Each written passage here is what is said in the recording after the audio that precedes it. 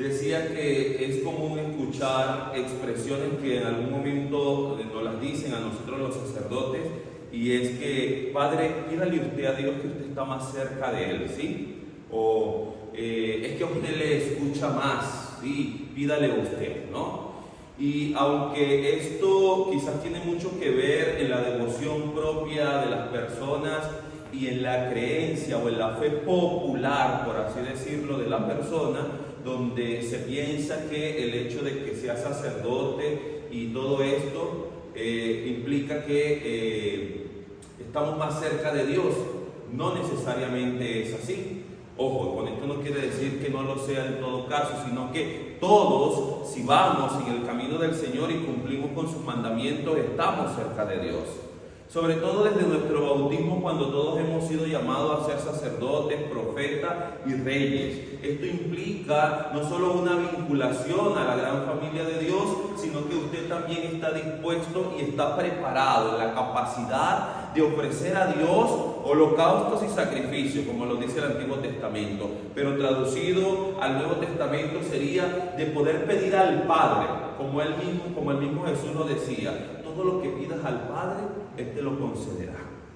Y cada uno de nosotros tiene que atender a eso, es decir, poder también decir: Señor, aquí estoy. No tengo nada que ofrecer, pero lo que tengo te lo doy, como decía Pedro. Pero también poder decirle: Señor, ante esta necesidad, quiero que me ayudes.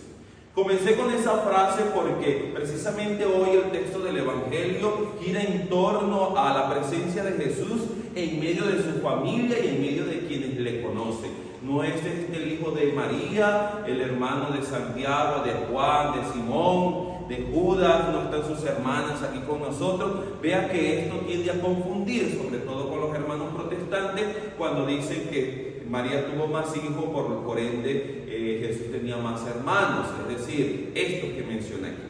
Creo que en alguna oportunidad yo explicaba que ese término que se utiliza en el griego cuando se habla de esto no se refiere precisamente a hermanos sanguíneos, es decir, de hijos de un mismo padre, sino que se le decía hermanos a la familia cercana. Puede que ellos sean primos, ¿sí?, o algún otro familiar al que también se le llama hermanos.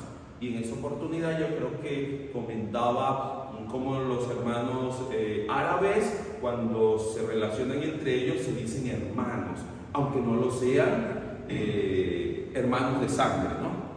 Muy bien, aclarado esto, hoy lo que es importante aquí es cómo ellos, que son los más cercanos y quienes se suponen conocen a Jesús, empiezan a dudar de Él. ¿Y qué sabiduría es esta que hoy viene a explicarnos? ¿Y qué son esos milagros? Si le conocemos, si sabemos quién es. Por eso esa expresión de que nadie es más despreciado sino en su tierra o en su casa y con su familia. ¿Por qué? Porque se supone, le conocen, saben quién es, saben cómo actúa, saben cuáles son sus arranques, como dicen por ahí, ¿no? Su temperatura en el momento de una discusión o de un diálogo en el que no se está de acuerdo, o por alguno podría decir sus caracteres, es decir, cómo puede reaccionar ante ciertas situaciones. Es que no se le puede decir nada porque se molesta. O es que él es muy tranquilo, muy risueño, es que es así, es que es asado. Pero resulta que la manera como Jesús actuaba durante su estadía allí en aquel lugar es distinta a la que están viendo hoy en Jesús. Y el mantener ese perfil bajo de Jesús antes de comenzar una misión, antes de comenzar toda la predicación y el Evangelio, lo hacía parecerse distinto al Jesús que se está viendo ahora. Un Jesús que ante una situación difícil interviene. Un Jesús que ante una situación en la cual se está poniendo a mal lo que debe ser para el bien, Él también interviene. Un Jesús que también se molesta, un Jesús que también ve que no están haciendo lo que corresponde y es capaz de llamar y de decir las cosas con claridad. Un Jesús que no le tiene miedo a lo que los demás digan, sino que es capaz de anunciarlo y predicarlo. Y si no, más adelante nos encontraremos con un texto en el que esta misma gente lo quiere despeñar. En Cafarnaúm lo quiere tirar por el barranco. ¿Por qué? Porque ha dicho que es Dios. Hoy simplemente se ha escuchado de él una prédica y dice que curó a algunos enfermos imponiéndole las manos. ¿Qué pasaría si un familiar nuestro empezara a hacer obras milagrosas como esta? ¿Qué sería lo primero que pasaría por nuestra cabeza si uno cercano a nosotros, si mi hermano o mi hermana o un primo empezase a hacer milagros como este? ¿Qué pasaría entonces con esta persona? ¿Qué diríamos nosotros? Y muchos de nosotros entraríamos en duda. ¿Por qué? Porque empezaríamos a recordar lo que era o lo que hacía. Y eso sucede mucho en el proceso de conversión de cada uno de nosotros. Dejar de ser algo para convertirme en otra cosa, no, es ser la misma persona, pero ahora con la capacidad de discernir qué es lo que debo hacer y qué no. No es que ha dejado de ser lo que era antes, es que ahora ve con una óptica mucho más clara y con la óptica del Espíritu qué es lo que debe hacer para el bienestar, para la bondad suya y para la de los demás también. Es que no dejo de ser quien soy. Es que a mí cuando me ordenaron sacerdote no fue que me cambiaron, ojalá me hubiesen cambiado. Ojalá, como los coches cuando los van a remodelar, que le ponen piezas nuevas, ojalá me hubiesen hecho a mí eso, pero no, sigo siendo la misma persona que era antes, solo que ahora con una gracia distinta de parte de Dios, un regalo que me otorgó Él sin merecerlo, pero que me hace ser distinto a ustedes. No, porque los mismos pecados que cometí antes de repente los estoy cometiendo ahora también. Porque la misma manera como la miraba a Dios, de repente ahora con una sensación distinta, el poder estar cerca de Dios y ver los milagros que Dios hace de una manera distinta, los veo ahora, pero sigo siendo la misma persona.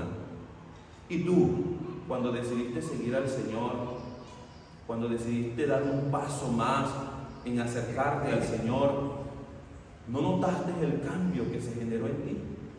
¿Y qué estás diciendo ahora? ¿Y cómo estás viviendo ahora?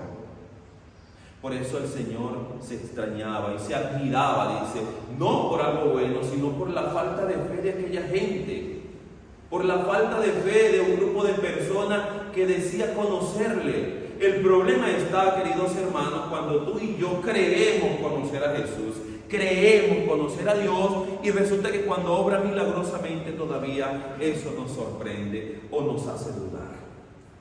Es que todavía no me lo creo que yo esté viviendo esto, a veces decimos. O todavía no creo que el Señor verdaderamente esté obrando milagrosamente en mí.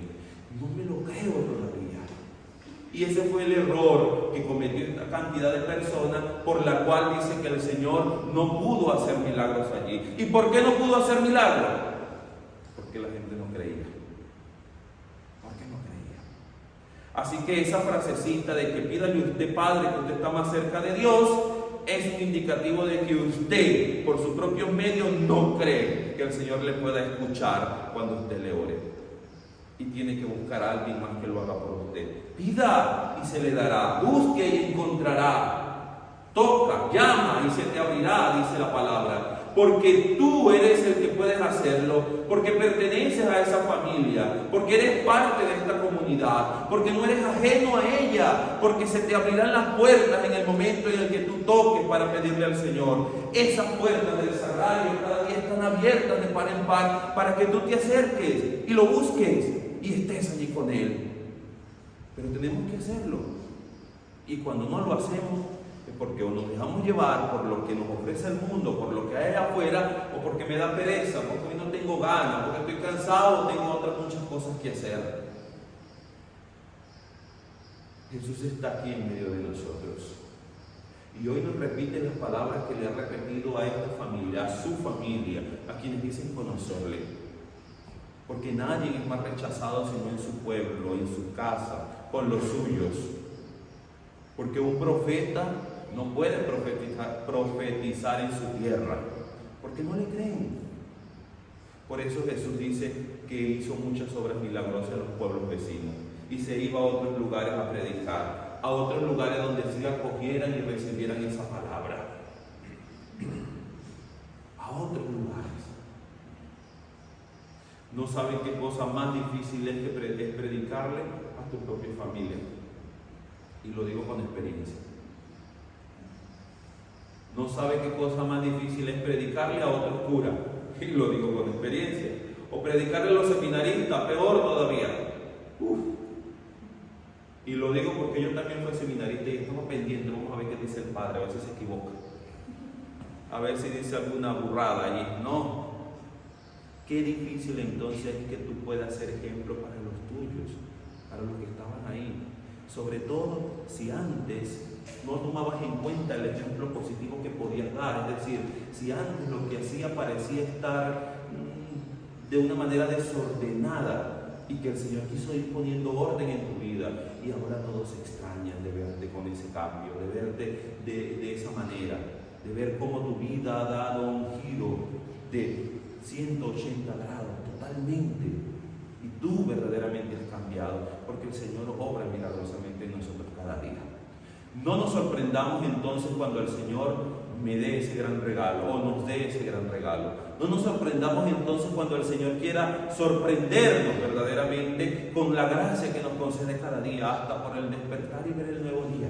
Ayer yo decía, porque es que somos tan negativos para todo, es que el día está soleado y le buscamos ya un pero, ese sol es de agua, más tarde va a llover. O está lloviendo y empezamos a quejarnos porque puro llueve y no sale el sol. O cuando hace mucho calor, ¿cuándo será que va a venir el invierno? Y si estamos en invierno, ¿cuándo será que llega el verano? Y somos inconformes ante la grandeza de la maravilla de Dios, teniendo en cuenta que hay otros que quisieran vivir lo que vivimos nosotros aquí y no pueden. Decía yo ayer, estos Países Bajos en los que la temperatura parece que nunca cambia, que es la misma. O allá en Venezuela, en mi país, cuando queremos un poquito de frío y no tenemos, como no prende el aire acondicionado, no va a sentir frío. ¿Qué pasa entonces con nuestra capacidad de no maravillarnos de la grandeza de Dios y aprovechar ese gran regalo que el Señor nos concede? Pidámosle a Dios hoy de corazón de cada uno de nosotros, que podamos nosotros aceptar las maravillas que el Señor nos concede, que podamos aceptar esas cosas que Dios nos regala cada día, y en medio de la adversidad y en medio de los problemas y de las dificultades que todos tenemos, que nosotros así, como decía el Salmo, que nos gocemos de la gracia que Dios ha tenido, de la misericordia que Dios ha tenido con cada uno de nosotros. Quisiera hoy que de manera particular cada uno de nosotros sea capaz de orar. Vamos a hacer un ejercicio sencillito y cortito. Si usted quiere, cierra sus ojos, si no, se pone de la manera más cómoda en la que usted pueda estar. Sé que nos cuesta a veces orar, pedirle a Dios muchas cosas en muchos lugares, pero los templos, estos templos son los lugares apropiados para ellos. Y digo apropiado porque estamos aquí en la sintonía con Dios, que está allí frente a nosotros en el sagrario, pero que principalmente está en nuestro corazón y que nos acompaña. Por eso vamos a hacer una pequeña oración en la que le vamos a pedir a Dios por nuestras necesidades particulares, que son los que más nos agobian, que son las que más nos preocupan, que son las que rondan nuestra cabeza todo el día. Por una necesidad física, ante una enfermedad, ante un dolor, ante una dificultad mía o de los míos, de mi familia, que me preocupa la necesidad del otro, que me preocupa la enfermedad del otro, que me preocupa mucho lo que esté sufriendo el otro. Te pido, Señor, para que puedas sanar desde el corazón, en los sentimientos, hasta de manera física, cada parte de nuestro cuerpo, que lo purifique, que lo limpies. Que seas tú, Señor, el que imponiendo tus manos sobre cada uno de nosotros nos sanes, nos cure, porque creemos verdaderamente en ti, creemos en tu poder, creemos en tu amor, creemos en tu misericordia, creemos en el perdón que tú otorgas a nuestros pecados y con ello